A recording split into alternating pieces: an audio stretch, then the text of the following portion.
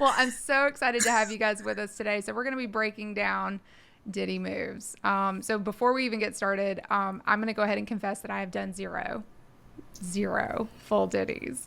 How many times have you guys tried or attempted a Diddy move? I have done 3 ditties. And I've only done one. I always said I would never ever do a Diddy move. I thought the people that did them were crazy, I did. and then COVID hit, and circumstances Oh, dictated that we needed to do a Diddy move. So I actually talked to Nicole and got oh my tons of goodness. advice, and did our first Diddy move in the middle of COVID.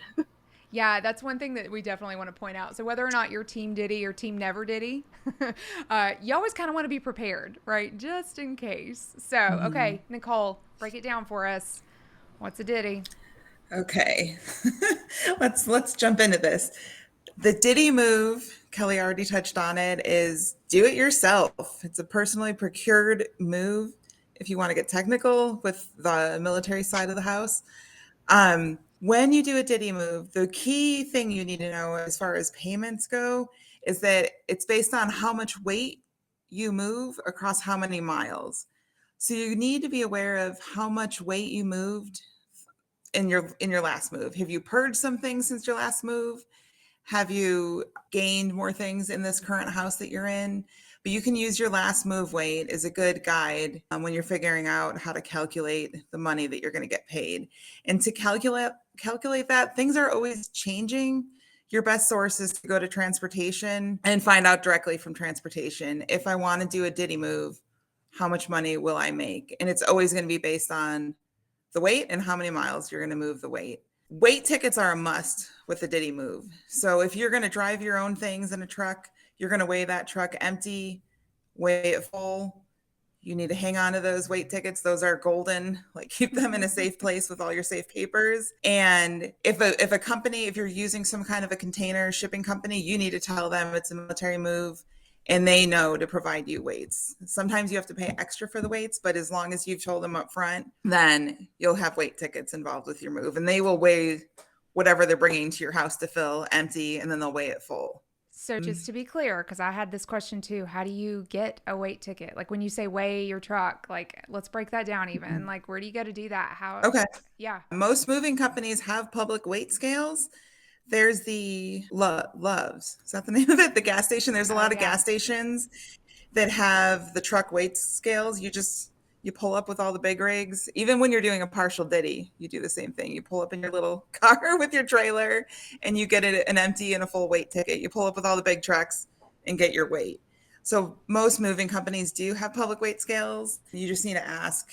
Google your local area, ask on your local spouse's page. People always know. Some military posts even have scales as well. Mm. Depends where you're at. And there is an app we found out the last time that we moved. Cat Scales, CHE Huh.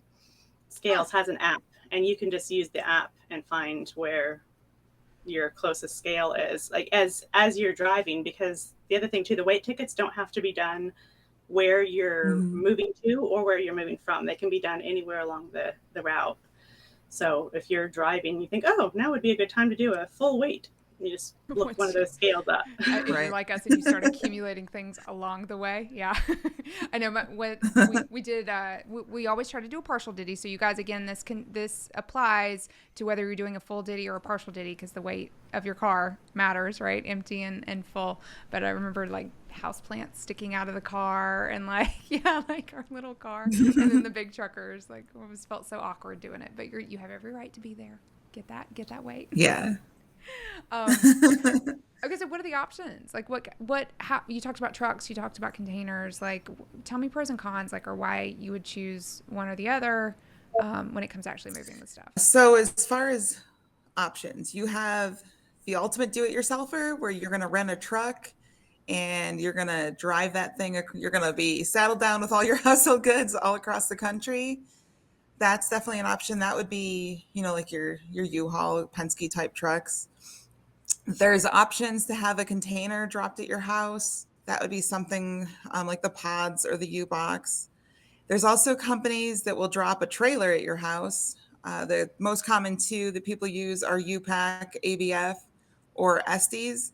They'll just bring a smaller semi truck bed, and they'll park it in your street or your driveway, and you can load that. In some circumstances, and actually my third DITY move was a full service move. If your mileage is short, you might have enough money to pay for a full service move. I say that's rare because if you're going cross country, most of those moves are going to exceed what you're going to be paid. In my case, it was Austin to Fort Hood, so it was a very short move. You need to make a pro and con list. Are you the kind of person that wants to drive a big rig? Not a big rig, but a big moving truck across country? Is that something you're comfortable with? Are you making a lot of stops along the way? If you're making a lot of stops, you have to consider parking and security at hotels and your stops along the way. Obviously, the topic on a lot of people's Facebook feeds or whatever, small talk conversations right now is gas. You have to figure out the cost of gas to put into that truck to get you across country.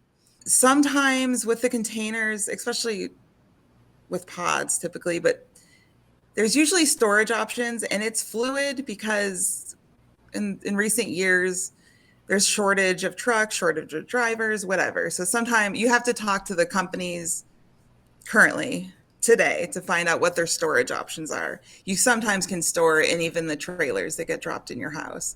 So you need to figure out if you have a door-to-door move, do you need storage? Do you want to drive the truck across country? Then what do you do with your personal car? Those are all kinds of questions that you need to evaluate. And in my personal case, we used the type of truck that drops a trailer in your driveway. We did that because my husband was pulling an RV, and I was not about to drive the moving truck. You don't want me driving a moving truck. I would not feel comfortable in that. So we let them drive it for us. Yeah, I like that too, because I've always heard of people like getting into accidents, like if you're driving through the mountains, think about your entire route, not just where you're going, because that could be tricky and during different seasons. I don't know. The whole thing is super overwhelming. I'm glad there are plenty of options, but even still, Terri, how did you guys end up getting your stuff? We ended up doing one of the big trailers also. Okay. And one thing to think about with those that it didn't have any effect on us, but I can see if you were like in a smaller neighborhood or apartment, they're pretty big trucks. I think it was a 28-foot long container. And so one of those, semi pulls up, backs it into your driveway, and just leaves this 28-foot long container there. And you generally have 3 days to pack the trailer. So it's got to be somewhere where you can have a huge trailer for 3 days. Yeah. And then also on the other side too, we were moving to an area that had a tighter street, and we got kind of worried, like, what if we can't drop this thing where we're moving?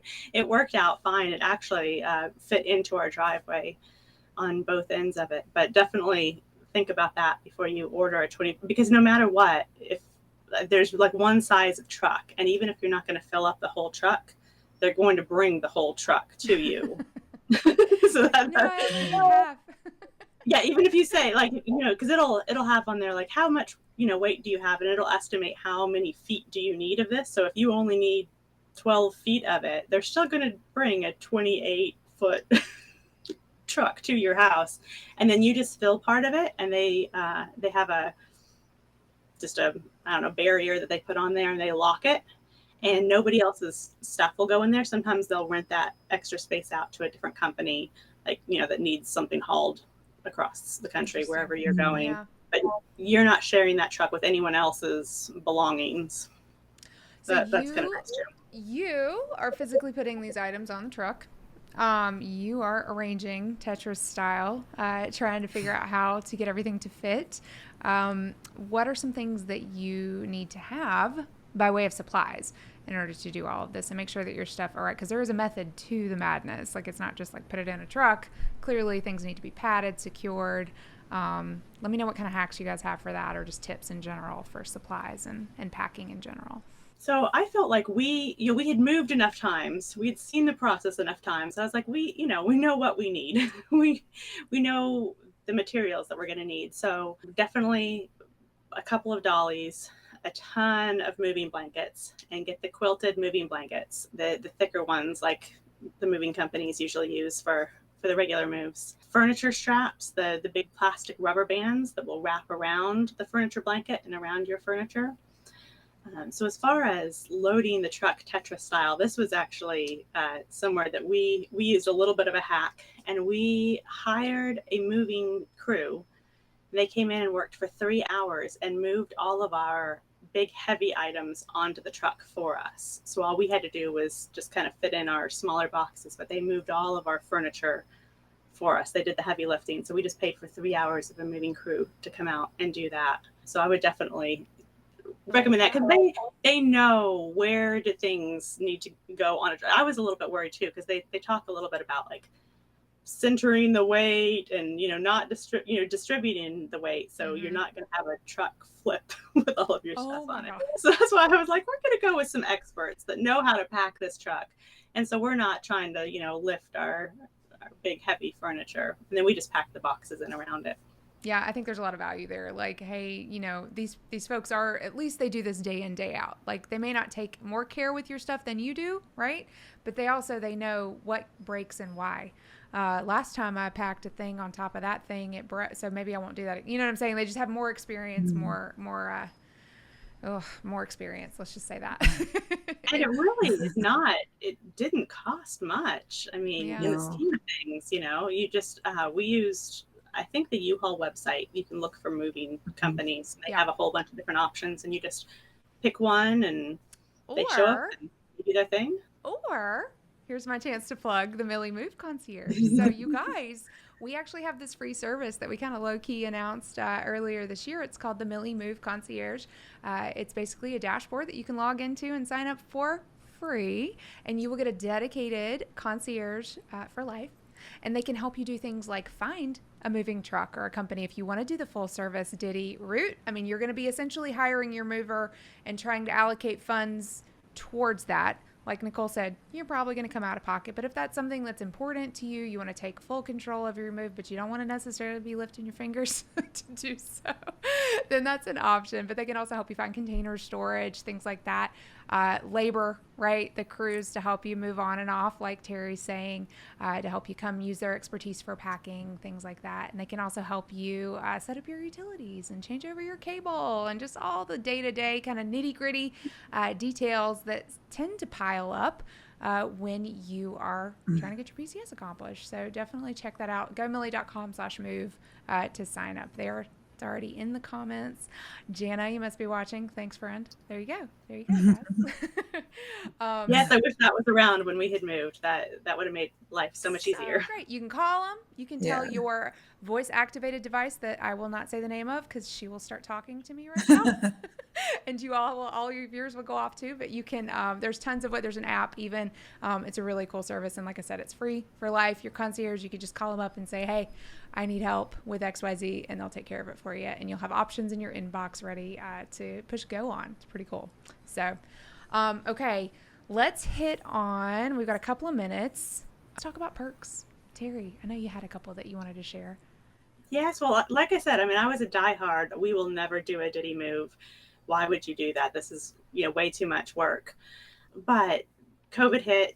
We couldn't, getting people in and out of our house. There was a lot of circumstances that dictated that we needed to do a DITY move.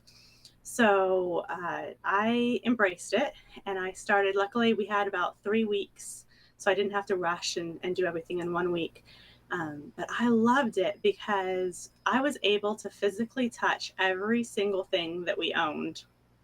Usually you worry about what you don't want them to pack, and you put that somewhere, and then they just kind of take care of everything else, and they shove everything into boxes, and some of it comes from the same room, and some of it's from all over the house. Well, when you do it yourself, you touch every single thing you own, and so you get to make that decision. Does this mean enough to me to take up room in this box? Do I want to see this on the other side of the move? I don't. I'm going to put this in a giveaway pile. This was never in the right room. Why was this in, my master bedroom? This really should have gone in the office. You may move it to the office. So everything in my whole house got sorted and organized like I had never been able to do before. So I really loved that everything, like I got to physically touch everything that we owned and make a decision on whether or not we wanted to keep it. And I got to pack it the way that I wanted it packed. I didn't have to worry if anything was going to get broken, and nothing did. Nothing in any of our boxes that I packed got broken. So I was really, really happy. Like I said, I never wanted to do a Ditty move, but now I am sold on Ditty moves. I wish I could say the same. The stuff that I pack tends to often get broken. um, delivery dates. I know that was one other thing that we wanted to toss in. Like, guess who's in control of that when you do a Ditty?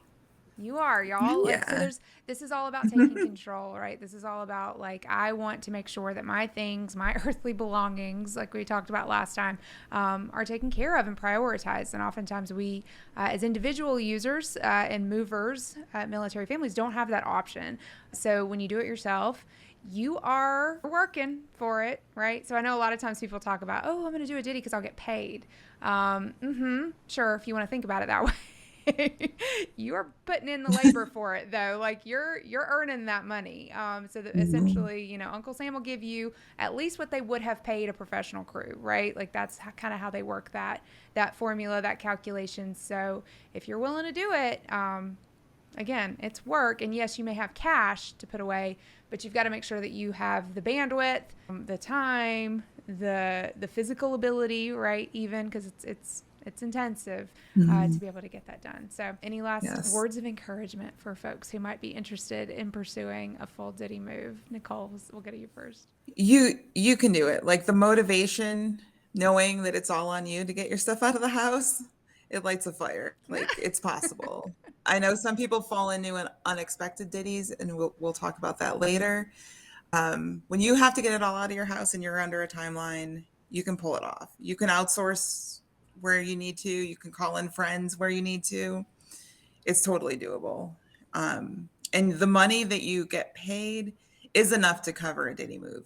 Sure, some people say, oh, I made money off of it. It depends on how much you do yourself. It's not like winning the lotto. Yeah, you definitely earn the money that you did make. I just hope that people don't go into it thinking like that's the main motivation, right? Yeah. Like, I don't want you to be disappointed there might be some. and having had done all that work. Yeah. Some people hack it, I guess. I don't know. Terri, what about you? For me, it was about control. Control. Power. Yeah. So my last thing about it is just, you can do it. Definitely. Get yourself organized, get yourself a binder with, where you can keep all of your receipts, because you don't need to turn in your receipts.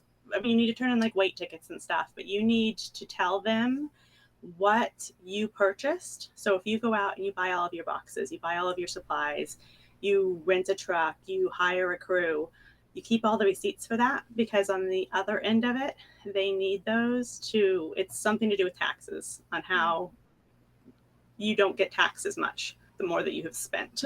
So they give you $10,000, but you have paid $8,000. You're only paying taxes on that $2,000.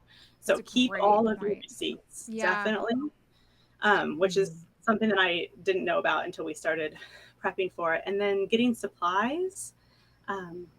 It's so easy. We're in military towns. Everybody's moving. You're going to find somebody who's moving in. Go grab all of their boxes, especially their wardrobe boxes, their dish pack boxes, and all of their paper, because the paper that you buy is not the same as the paper that the moving companies have, and the paper is better. So just get supplies from anyone that you can. That's that good paper. I don't know. They're just better. That's great. I like the point about just keeping your receipts, again, to have a healthy view of what you have spent, right? So I think sometimes you're like, oh, I made money. Well, you forgot to add in this, that, this, and that, and this, and that. That needs to come off the top. Not necessarily that you got a check for this much money.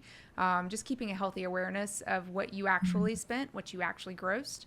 It'll help you on the next go round too. Like the next time. And then, like I said, you don't get taxed on it. Like if you don't keep any of that, and they think that you just made $8,000 or whatever, you're gonna get taxed a lot more. So keep your receipts. Don't get taxed. Yeah.